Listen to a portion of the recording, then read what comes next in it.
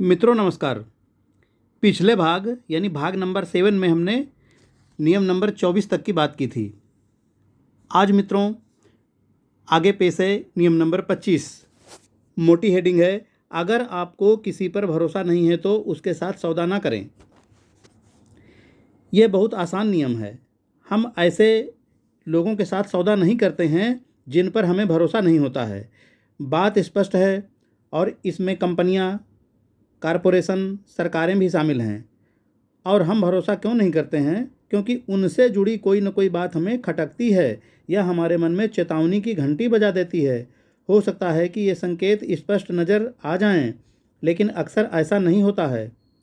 ज़्यादातर मामलों में हमारा सहज बोध, हमारी आंतरिक आवाज़ हमें आगाह कर देती है। इस नियम का मतलब यह है कि आप अपने सहज बोध, अपनी आंतरिक आवाज़ की बात सुनें और उसका लाभ उठाएं। अगर आप महसूस करते हैं कि कोई चीज़ गड़बड़ है तो वहाँ से चले जाएं। आपका अवचेतन मन सामने वाले की बातों में छुपे हुए संकेत पकड़ रहा है। अगर उन संकेतों को नज़रअंदाज करेंगे तो बाद में हमेशा पछताएंगे। मेरे साथ ये हो चुका है, हम सबके साथ हो चुका है। कुछ समय पहले ही यह मेरे साथ एक बार फिर होने वाला था। मैं एक धोखेबाज कार डीलर से कार खरीदने वाला था। मैं जानता था कि वह डीलर धोखेबाज है, लेकिन उस कार पर मेरा दिल आ गया था। हालांकि मैं जानता था कि कार भी धोखेबाज निकलेगी। आखिर हम चेतावनी के संकेतों को नज़रअंदाज क्यों कर देते हैं? उस दिन मैंने समझदारी का इकलौता काम किया। मैंने अपने एक दोस्त को फ़ोन किया और उसने मुझे यह सौदा न करने की सलाह दी। अच्छा आदमी है। आप इस नियम को बहुत सी स्थितियों पर लागू कर सकते हैं। जैसे अगर आपको अपने बॉस पर भरोसा नहीं है तो उसकी नौकरी ना करें। अगर आपको अपने बच्चे की आया पर भरोसा ना हो तो उसके पास अपने बच्चे को न छोड़ें। अगर आप अपने वित्तीय सलाहकार के साथ आरामदेह महसूस न करते हों तो दूसरा सलाहकार खोज लें। देखिए, अगर आप क्या करते हैं और कैसे करते हैं, ये आपका चुनाव है। लेकिन अगर आप नियमों के खिलाड़ी बनना चाहते हैं तो आपको दृढ़ निश्चयी बनने और सही काम करने की ज़रूरत है। कभी भी 2 नंबर की चीज़ को स्वीकार न करें। अपनी सहज अनुभूति की बात सुनें। सबसे बड़े आदमी साहसी और बहादुर बने। अगर स्थिति गड़बड़ लगती है तो शायद यह गड़बड़ ही है। जिस व्यक्ति के साथ आप सौदा कर रहे हैं, अगर वह आपको सही नहीं लगता है तो बाहर निकलने का रास्ता खोज लें। अगर कोई चीज़ बत्तख की तरह चलती है तो बत्तख की आवाज़ निकालती है तो इस बात की संभावना है कि वह बत्तख ही है। उससे बचें। उठकर चल दें। अपने पर्स को कसकर पकड़ लें और दौड़ लगा दें। अपनी सहज अनुभूति की बात सुनें। सबसे बड़े साहसी और बहादुर बने। अब मित्रों पेश है नियम नंबर 26। मोटी हेडिंग है, दौलतमंद बनने की शुरुआत के लिए कभी देर नहीं होती है।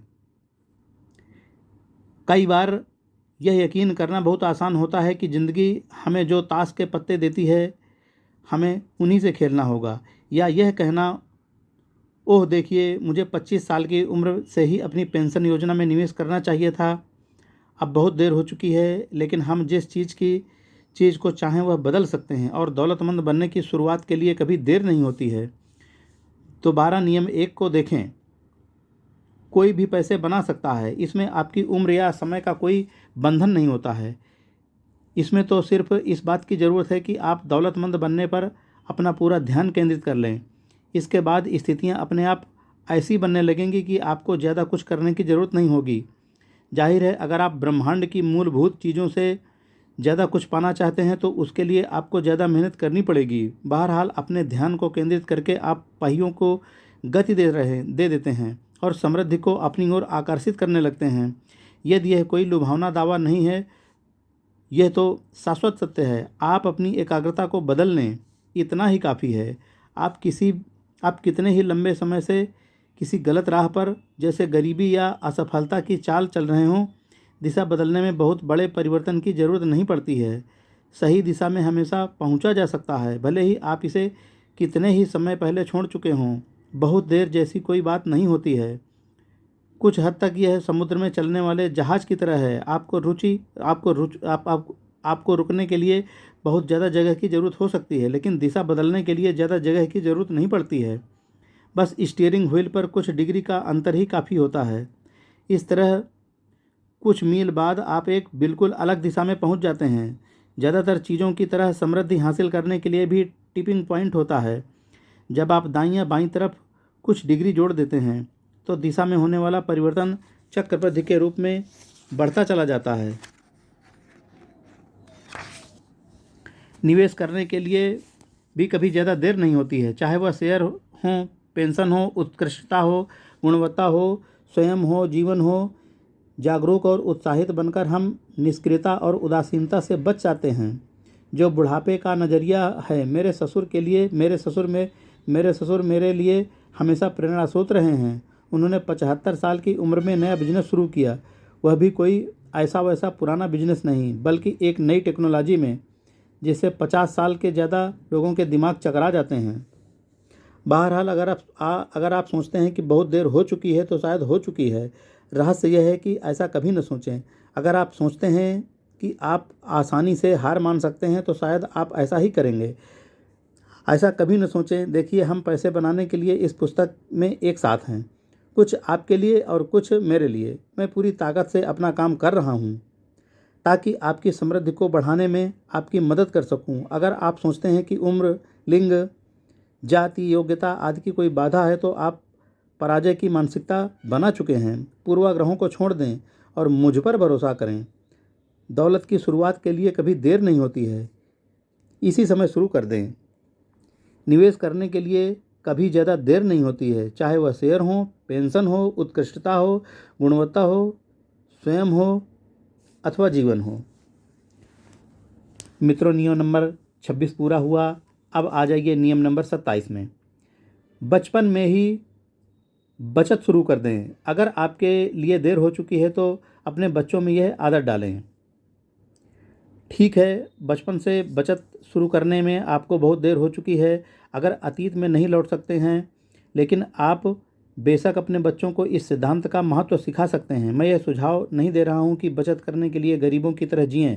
बचत तो स्वाभाविक रूप से होनी चाहिए। मुझे लगता है कि अगर आप सेल्फ एम्प्लॉयड हैं तो यह बात जल्दी सीख लें। अगर आप नहीं सीखेंगे तो मुश्किल में फंस जाएंगे। हर बार जब आपके पास कहीं से पैसा आता है तो उसका कुछ हिस्सा वैट और टैक्स के लिए अलग रखना होता है। अगर ऐसा नहीं किया जाए तो टैक्स भरने की तारीख आने पर आप पैसे के लिए छटपटाते हैं और जुगाड़ करते हैं।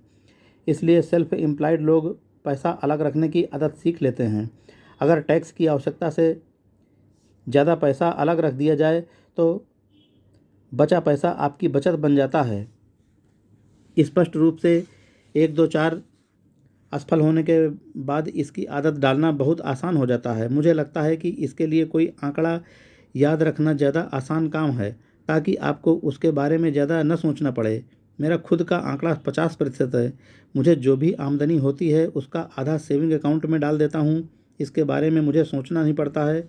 मैं जानता हूँ कि इसमें कुछ टैक्स के लिए है, कुछ बैट के लिए और बाकी का पैसा बचत के लिए। कभी कभार मैं बचे हुए पैसे को दूसरे सेविंग अकाउंट में डाल देता हूँ, एक तरह का सुपर सेविंग अकाउंट। इसके बाद मैं सुपर सेविंग अकाउंट से निकाल कर उसे पैसे को pension fund, personal saving account या जहाँ चाहें डाल सकता हूँ।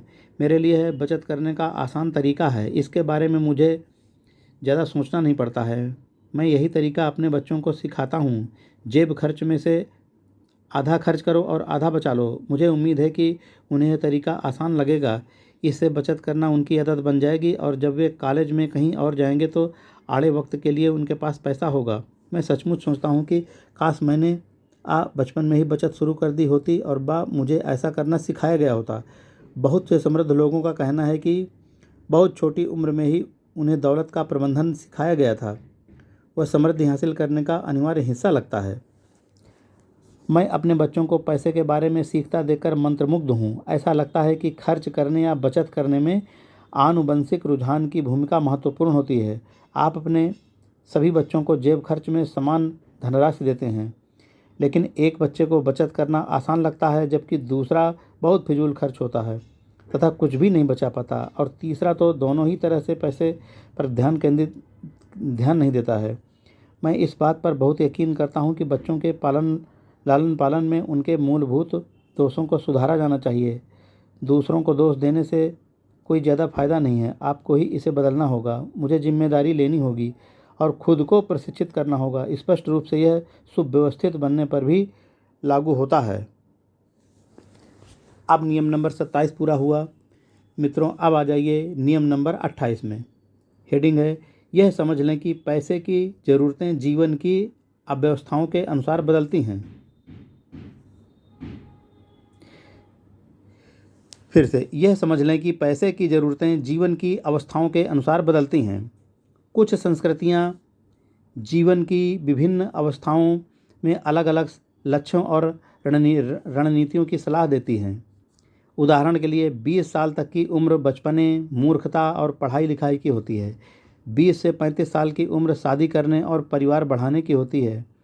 35 से 55 साल की उम्र कारोबार या नौकरी करने और पैसे बनाने की होती है।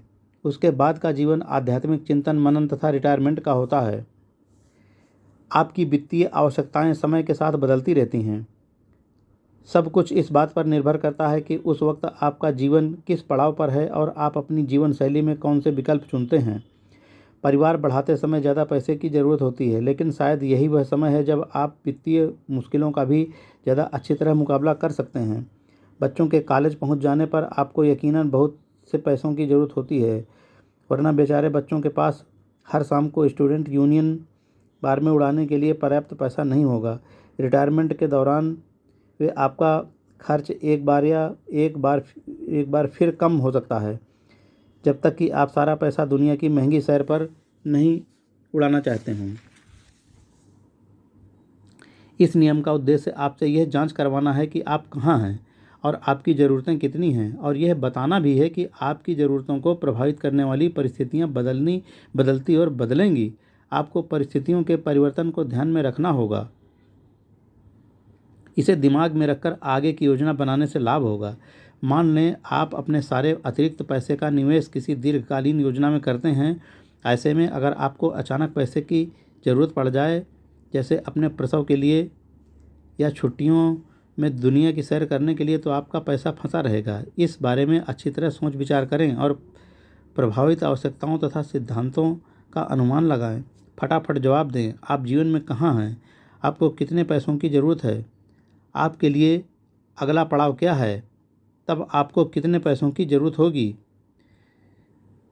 मित्रों, इस भाग नंबर 8 में आज हम नियम नंबर 28 तक पहुँचे हैं। अब अगले भाग में नियम नंबर 19 की बात की जाएगी। तब तक के लिए दोस्तों, जय हिंद।